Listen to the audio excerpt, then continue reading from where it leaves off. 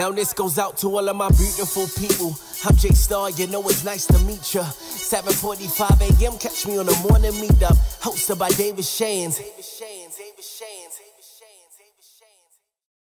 I had a realization, man, that last night we were in a room full of really big thinkers, right? And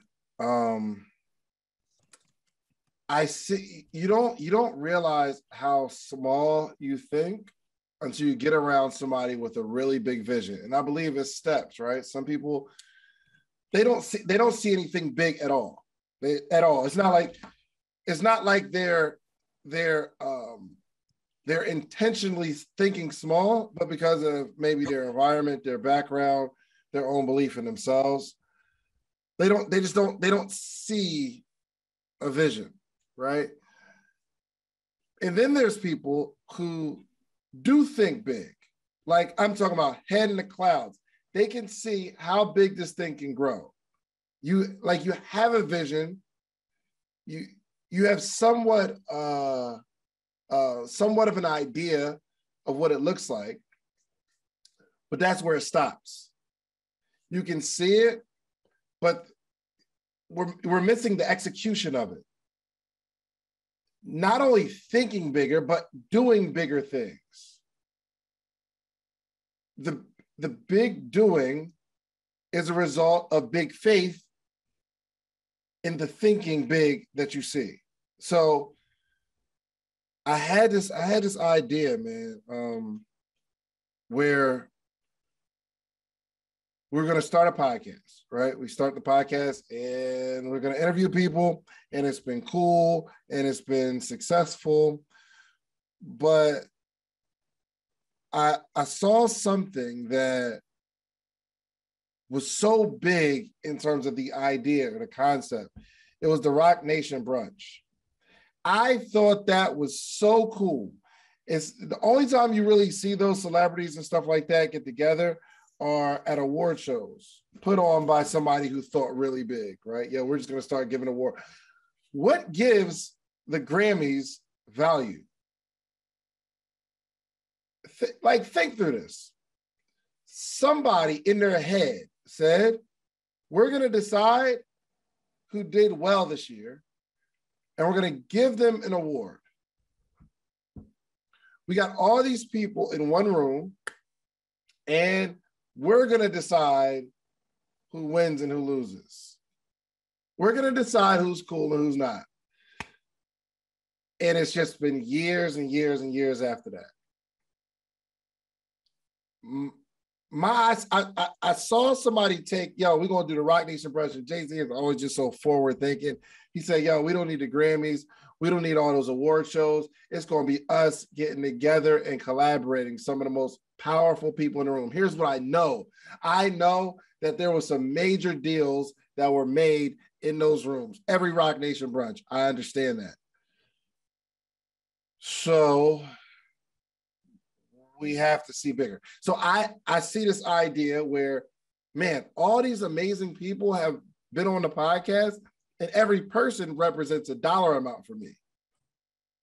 Not in terms of the person's value, but when we put a video on YouTube, it generates revenue. Well, if every person that comes on the podcast represents a dollar amount, because I understand the law of reciprocity, I should give a little bit of that back. But I seen this like big vision, but it didn't stop there, because I think a lot of us stop there. We have great concepts. And that's why I get so many people say, hey, I got an idea. Man, I got this concept. Hey, I got this. Hey, you need to check this out. Oh, I got a business plan. We need to schedule a call immediately. People go to my DM with that though. Yo, how can we get on a call, man? I got this concept. I don't care about your concept. Show me your execution. Some of us, the ideas are so big, we have the idea, but we don't believe that they'll come to fruition, so we just talk about them. Or we feel like we need somebody else to lean on, and if the person that we need to lean on doesn't show up, we're stuck with just the idea. If nobody helps us, we're not going forward. I had this concept and I told my team the concept and I said, let's find a venue. Listen, I'm not the end all be all entrepreneur. I'm not the most successful entrepreneur, but I've experienced some things. So this morning, I just want to kind of tell you some of the things that I've experienced in terms of my journey of growing something. And I do it over and over and over and over and over and over and over again. Okay. So I want you to really take note. And I'm not necessarily giving you a bar, a how-to, and what to do. My goal here is to kind of take you into my brain on how things are working. Okay. So this idea, I'm like, yo, we need to have everybody that was on the podcast in one room. Pay for the food, unlimited drinks, a vibe. That's as far as I saw it. But then I tell the team and I say, let's find a venue. What I didn't work out though, is the strategy behind it. I didn't even think of the strategy. I didn't think how this is going to impact me or impact my pockets. I didn't, both either negatively or positively. I didn't think how I'm going to make money off this event. And I didn't think of how much it's going to cost me. I spent a whole Tesla on this event last night. But the idea is so big, I take it to a team and we say, let's find a venue. We find a venue, lock down the venue. No other details other than the date and the place. You got to put the money down because when you put the money down, you're committed. I'm still figuring out why I did it in terms of why it's a good business strategy, because I don't know. However, I just see this, I see impact. It's not like how I can make money off of it. I just see impact. So we put the deposit down. Let me take you back a few years. The very first Social Proof Conference was 2019. I go to another conference called BYOB, and they have 1,000 people at their conference, 1,000 creators. It was amazing. He actually asked me to speak. Up until now, I never had more than 100 people. I never really charged more than $20, $30 for an event. But then I see this sea of people. I see somebody else's vision, and I'm like, yo, this is crazy. I come back home and say, I'm doing that. I'm doing that. I pick a date, and I start venue shopping. I find a venue that I think works, and we put the deposit down. I have no customers, no speakers, no strategy, no ads, nothing.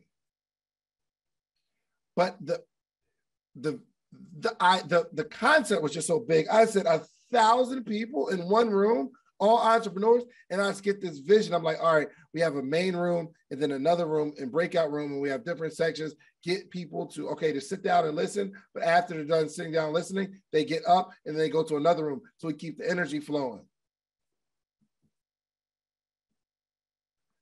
I start telling people that we're going to have 1,000 people. I start saying it because it's in my head. I just say it. We're going to have 1,000 people. Now, I did not have 1,000 people buying tickets, and I didn't have the first speaker. So how do you sell this to the first speaker? So, yo, we're going to have 1,000 people there. I want to book you, and I don't got no money. I think I might have allocated $200 or something like that. Jose, would I give you the first conference to speak? It was $200. Brother, really, I think it was, yeah. Oh, you know what? It was too. I was about to say it was the free 99 boy, but it was too. It was let me make sure. Yeah. I respect speakers. All right. So I gave what I could. You know what I mean? We had 40 speakers though. So, you know what I mean? It was, yeah, I think it was you already knew that I was going to show up for you regardless. So it don't 100%. matter. 100%. One, that goes back to relationships and taking care of people and making sure you're a good person and people want to show love. But the idea, I just have an idea. But the whole point is idea, action. Idea, action. There has to be some sort of action. And the third part is investment. Idea, action, investment. You have an idea, we go find a venue. That's the action. Then the investment. I'm invested now. Now we got to go. Now we didn't have 1,000. We had about 550, which means I lied to everybody because I'm selling the speakers on the fact that we'll have 1,000 people. I'm selling the crowd on the fact that we're going to have like 40 speakers and 1,000 other people to network with. None of that happened, so I lied. But the vision was there. So was the action. Then we invested. I've done this multiple times. Right now, I had an idea for a podcasting studio. I don't know. I told Jose about it. I'm like, yo, just plug and play podcasting studio, man. I just feel like I got this vision where somebody can come into a room. The mic and camera's already set up. You go in, dope background, dope vibe, record your show, leave with all your footage. We can do that. We can do that. So I start telling everybody, this is the plan. So I start looking for a venue. And if we are taking notes, if you look, you'll find it. Whatever you're looking for, you're going to find it. Whatever you're looking for, you're going to find it. Ma'am, sir, if you go through your boyfriend's or your girlfriend's phone, whatever you're looking for, you're going to find it. I'm telling you.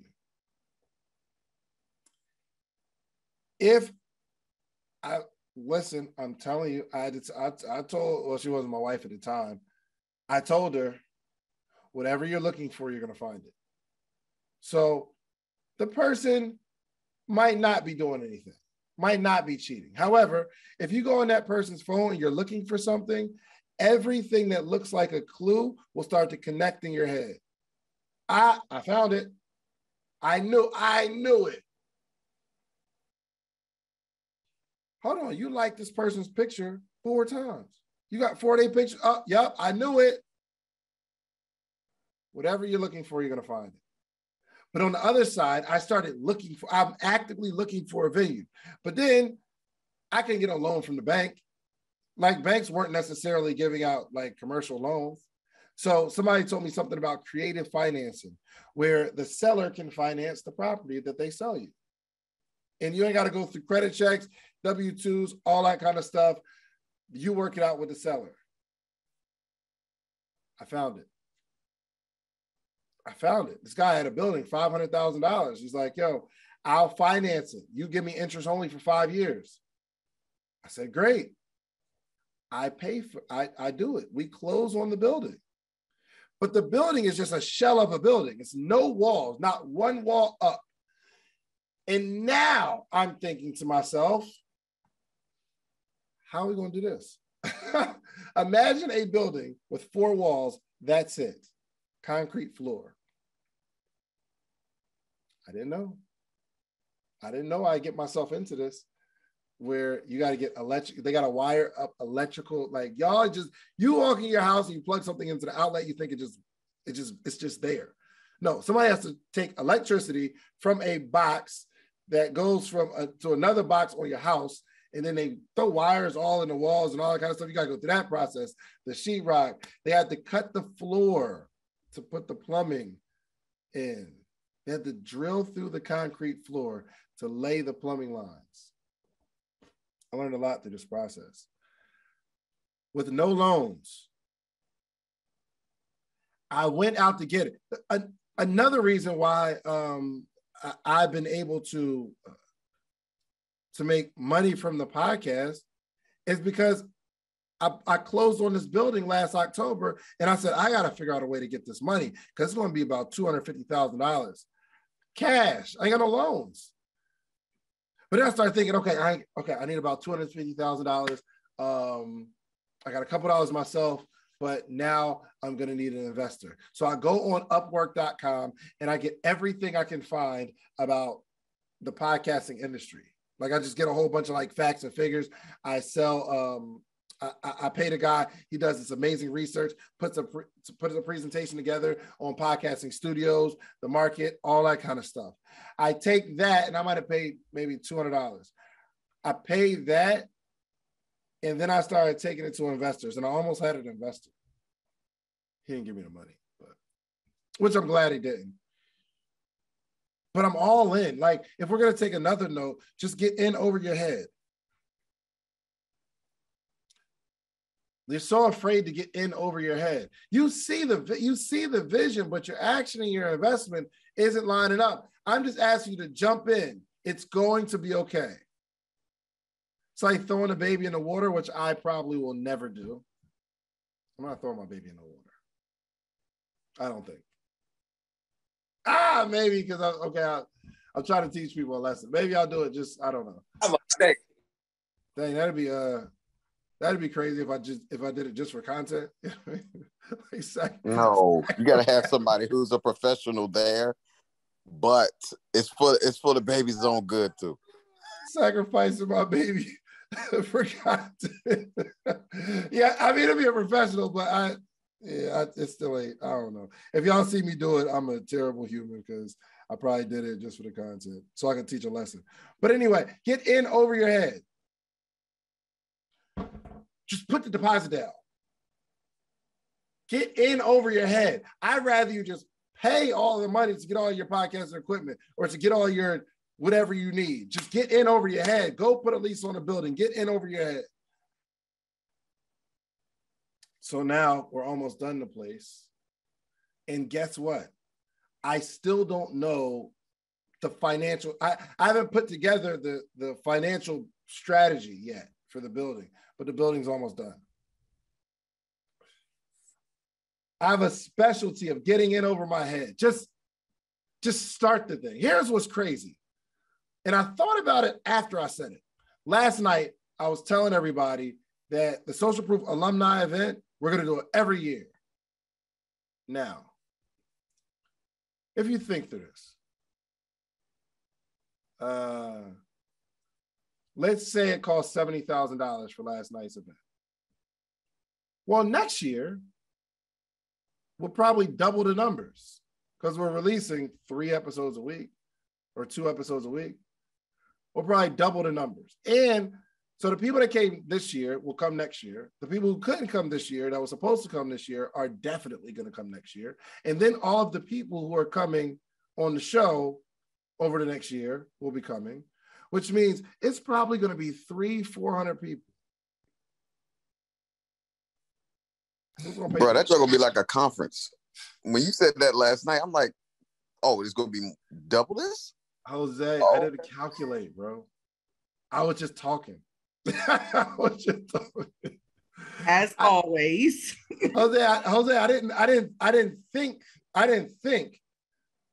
big. It has to be a bigger venue, right? It has to be a bigger venue. If I tell you how much like the drinks were, like the open bar, unlimited bar, all the food, the decor, next year is going to be $300,000. Who's going to pay for it? But the fact that I said it means it has to happen. And if it has to happen, I have to be in a whole nother place financially. Because I don't calculate my actions off of other people's money, meaning I'm not calculating it off of sponsorship. What if you're waiting for somebody to come support you and they never show up? What if I'm waiting for someone to sponsor my event and they never show up? What if some sort of financial meltdown happens next year? I've got to be able to cover it. But I feel the pressure now. Which is going to have me go perform. Listen, y'all don't understand. I'm about to double. Whatever I make now, I'm going to double it next year. I'm telling you right now. Because we have to perform. There's pressure. And some of you have no pressure on you. You're only thinking big, which is the second step. So again, some people don't think big. They think small. But then eventually you graduate, get in an environment where you think big. You can see the vision. but you're not going to put the action or an investment behind. Probably because there's no pressure. There's no pressure. That's why I like to bet people when they say they're going to do stuff. I like that. Put your money on it. Oh, you're going to drop your course? Bet. Let's put $1,000 on it. If you don't drop it by this day, you give me $1,000. If you do drop it, congratulations. You did what you said you were going to do. Because we got to have a little bit of added pressure. A little bit of added pressure. Without that pressure, without that fire, that's what mentorship and coaching is for. It's just the fire. Like we got the Inner Circle. It's like a podcaster's Inner Circle program. And the major benefit is the pressure. They know they got to see me every other Monday. Look, I said, listen, nobody better not come to the call without at least their equipment and publishing that first episode. Don't come to my call without that. There's pressure. But if there wasn't, you'd probably keep doing what you're doing. So I know everybody's idea of thinking bigger is the thought, new perspective, new ideas. But really, if you truly think bigger and you believe the bigger, your actions will follow. You'll have to. Y'all know what it's like? First off, singers sing, artists art, they be arting. Creators create, actors act, entrepreneurs entrepreneur. If you can imagine being in traffic and you drank a whole gallon of water, you know what that feels like?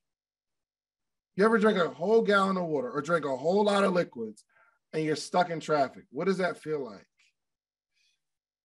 You know what I'm talking about? Horrible. Horrible. Why? You gotta use the restroom soon. Pressure on that bladder. God, it's pressure on that thing. You got to get it out. This is how I feel when I have an idea that I'm committed to. It's so bottled, it's bottled up, it's pressure, and I won't feel comfortable until we let it out. But that's only because that's in me. The real question is, what's inside of you? What is welling up on the inside? And when you say it, it's something that you're passionate about, but you don't really. It's not like, if you know an artist, like a true artist, you'll see art everywhere. Look, I had a friend in school. No matter how much trouble he got in, he just could not stop writing, like drawing on his desk. He'll draw it and try to erase it before the teacher comes, but he's just, because it's like he has all that water in him and it's got to come out. And those are the people that become super successful. So what I'd like to know is, what are you going to do over the weekend? What are you going to do over the weekend that puts you in over your head? America, what are you going to do over the weekend that puts you in over your head? I think I've already done that. I invested in a coach and I made a down payment and I have to give them the rest. So I'm going to work on my coaching program. Good. Well, I mean, you told me what you did, but whatever you did yesterday has nothing to do with today. What are you going to do this weekend? Oh, what am I going to do this weekend? Work on my coaching program? I don't know. Do me a favor. Think about it. Okay. Over the next 48, 72 hours or whatever, there's so much that we can accomplish. And if we predetermine what we're going to accomplish, but we will surprise ourselves by Monday that, I am way further ahead than I thought. Boom Duke, what are you going to do this weekend?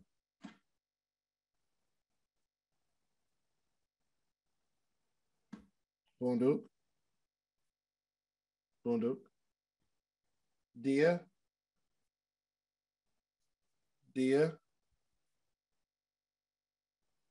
Yeah, come on. Let me get that mute button.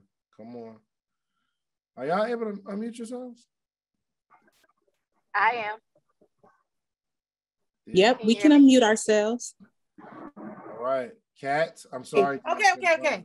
Oh my God, mute was winning. First of all, I knew you was gonna call me. I knew it. What's up, dear? Oh, that's so crazy. Okay. Well, I've been talking about it all week. Last week, I did like this super big thing completely over my head. And I see that there's like this huge impact. I talked to my team yesterday. This weekend, we're dropping the date. Tomorrow, I'm getting my save the dates for the next event this year. Yep. I love it. Kat, what you doing over this weekend? I am meeting with my who. I'm recording 4 reels. I am planning for a meetup, and I am going to look at 3 venues. Good. I love it. King Energy, talk to me. What are we doing this weekend?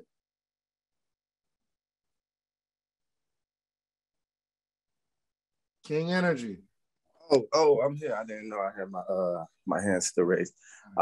This weekend, I will be going to a new facility I'm looking at to do my meditation class and my Reiki healing and energy work. And also, I'm teaming up with the hotel across the street to see how I could make it bigger. Good. So, yeah. Good. I love it. Siobhan. Hey, greetings. Guess who's back in the building? So let me tell you what's good. So, hey, y'all, for all y'all who don't know me, I am the goddess of good energy, and I teach manifesting. So this weekend, I'm going to be recording some subliminals and some meditations and things to really kind of help people reprogram that subconscious mind, because we know that's where everything comes from, so that they could get the love, health, wealth, healing, and everything else that they deserve and desire. And guess what? I'm trying to make it to this party today, the Social Proof Podcast. I'm trying to be in the building, but she's got kids, so I got to maybe pull the kids out of school early so that we can get there. So I'm trying to make that happen. And you said leave them in the car.